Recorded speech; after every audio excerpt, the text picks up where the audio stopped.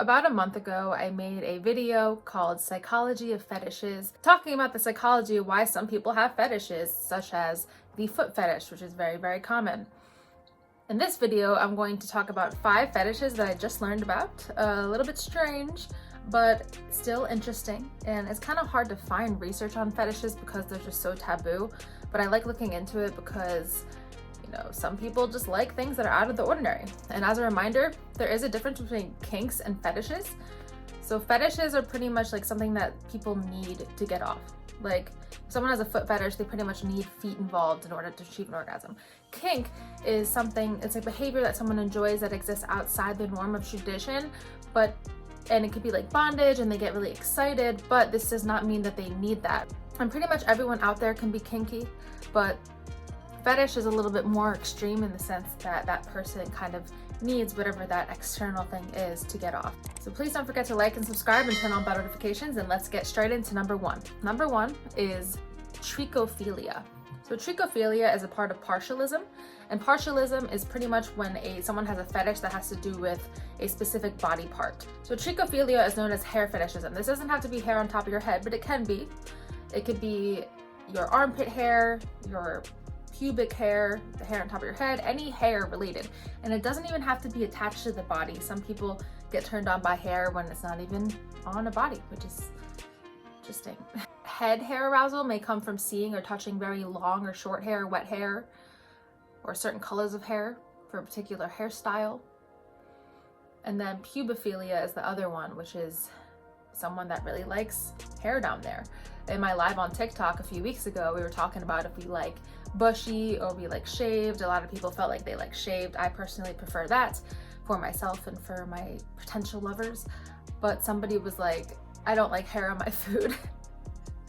And I thought that was really funny because, you know, vaginas are the breakfast of champions. Yeah. It was actually referred to as breakfast of champions a long time ago. And I think it should still be referred to as that because you should be eating pussy. All right, moving on. Number 2 is Clamocophilia. I don't understand this one. This one is the arousal to falling down steps. So you get turned on by the thought or the act of falling down the steps. I mean, I hope these people are wearing helmets as a habit. And it was really hard for me to actually find a lot of research on this. I was looking it up and I really couldn't find any, but apparently it's a thing.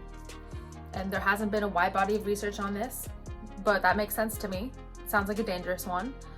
Anyway, I can't really say much about it. And I also saw on the internet that some people have a fetish for quicksand, like the act of being sucked underground without control. Maybe it's just like this lack of control thing or like the danger aspect of both of them. That's why, but it beats me. It beats me. If anybody knows anyone that's had Clamocophilia or the quicksand fetish, please comment below. Really highly doubt it because I'm pretty sure it's very rare. Number 3 is Axialism. So this is the desire to have sex with somebody's armpit. Yeah, so somebody might just be turned on by this smell of armpits because the body odor can be very pungent and this can be stimulating for some people, while others really just have a desire to fuck someone's armpit. Yeah. Number 4 is Trichophilia. So this is when somebody has an arousal to masturbating in front of the mirror. And I've actually heard that it's pretty healthy as a self-esteem tactic to masturbate in front of the mirror while you look at the body part that you love about yourself the most. Like if you really love your eyes, like I love my eyes, you can masturbate and stare into your own eyes, and that's actually good for boosting self-esteem. But there's some people out there that require masturbating in front of the mirror in order to get off. Some people, it's more like an orientation and that they feel they are aroused by themselves more than others, and they are called autosexuals. So there are people out there that are more aroused to themselves than others. And apparently this isn't the same thing as narcissism, because you could be narcissistic and not have this, or you can be an autosexual and not be narcissistic. They're not the same thing, but I feel like they're somewhat related in some ways. You're just like, ooh, I've been looking good. Number 5, another unbelievable one. I mean, they're all unbelievable. Melissophilia. You know when some people introduce the sex talk, and they're like, oh, well, you know, the birds and the bees? So yeah, this gives the birds and the bees a whole new definition. Melissophilia is the arousal from being stung by a bee, like bees and wasps. Ouch. but some people get aroused by being stung or the idea of being stung. Apparently, the word Melissophilia comes from the ancient Greek for honeybee and love. Apparently, some people catch bees with the intention of getting them to sting their genitals.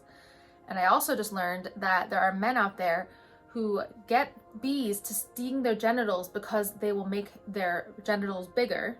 Do not recommend that, but some people do that. Dr. Mark Griffiths, which is a psychologist from Nottingham Trent University, he says that the fetish is incredibly rare. He hasn't actually come across anybody that has Melissophilia, but he has come across people that, like men, that use bees to increase the size of their penis, which is, yeah. So apparently some men do that. Don't recommend it at all. Ouch.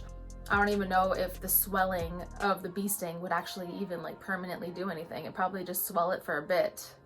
Anyways, I'm pretty sure that all 5 of these are very, very rare, but they exist. So I figured I would talk about them.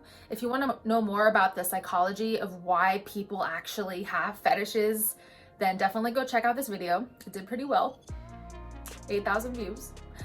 And I'm trying to get my views up. So if you wouldn't mind liking and subscribing and making sure you watch to the end of every single one of my videos to help me with my mission of spreading sex education on the internet. This one was a nice short and sweet video, a little bit out of the ordinary, but these ones are interesting and they're on my mind. If anybody knows anybody that have any of the ones that I mentioned, please comment below. Comment below your thoughts on this. Definitely a taboo subject, but if there are people out there that struggle with this or experience this, why shouldn't we talk about it as sex educators? We should know about it. What if in the future, as a sex therapist, someone comes into my office and they're like, I want a bee to sting me, or I want to fall down the steps, or I want to F some armpits? I should know. I should know.